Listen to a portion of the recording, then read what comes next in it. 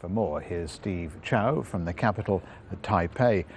Steve, Ma's pro-China policy is the big election issue. What's at stake?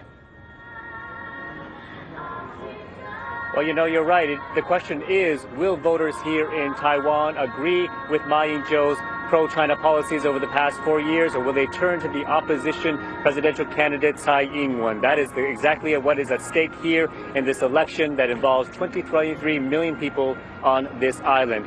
Ma says that his pro-China policy has worked. He points to the fact that there have been more than 500 direct flights every week now between the two sides, the first time in 60 years. He says he's ended Taiwan's isolationist path, saying that it has also helped Taiwan's standing on the international front.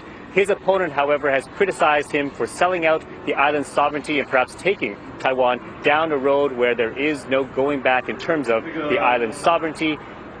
To give you an example of how close this election is, a lot of Taiwan supporters, many of the businessmen here in Taiwan that have factories overseas in China, paid for the flights of many of their Taiwanese workers to come back. Some 300,000 people took flights back over the last few days just to place their votes here. We're at the campaign headquarters of Ma Ying-jeou, the incumbent president who's seeking a second term.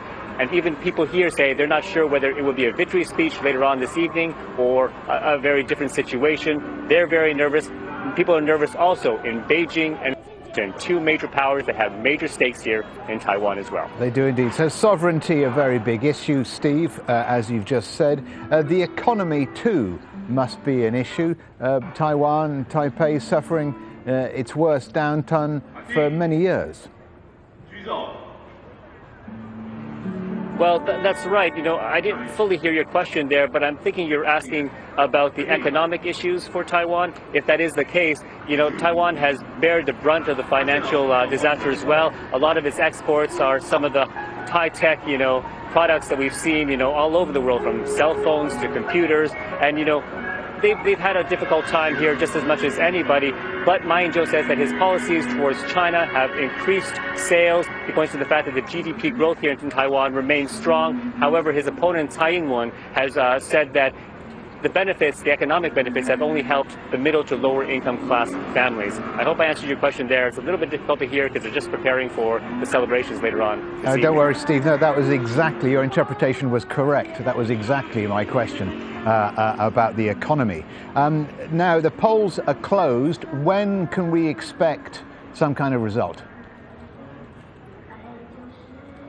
Well, you know, the official results won't be for another perhaps 4 hours, but we could probably be here from Ma Ying-jeou's camp in a few hours' time. There's always what we call shadow polls, a number of their people at each polling station trying to ascertain exactly how many people are voting for them. Things develop pretty quickly here in Taiwan as there is a vibrant media, and that's an interesting point as well that many Taiwanese people recognize. The fact that while only a few nations in the world recognize Taiwan as an independent state, if you will, the majority do not. And this is despite the fact that it is a vibrant democracy. They've gone through 5 democratic presidential elections, this being the 5th.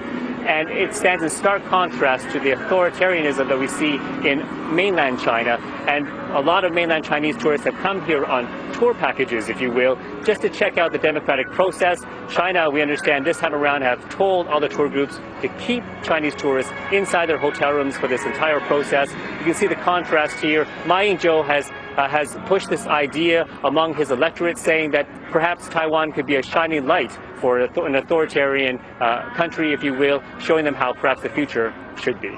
Indeed. All right, Steve Chao in Taipei. Thanks, Steve.